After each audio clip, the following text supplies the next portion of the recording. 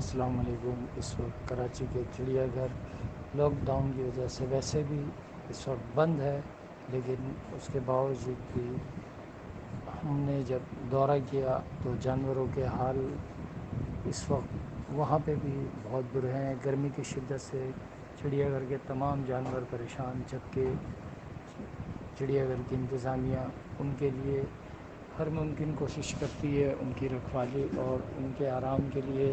मिसाल के तौर पर इस वक्त सख्त गर्मी में जानवरों के लिए जहाँ इतनी तपिश धूप है कि जीना महाल हुआ हुआ इंसान और जानवर सभी का, उसमें उन्होंने बर्फ़ की सिल्लियाँ ला के रखी हैं। शेर, चीते और दीगर चिंपैंजी वगैरह के लिए, इसलिए कि वो इतनी शिद्दत गर्मी में उनको प्रॉब्लम होती है।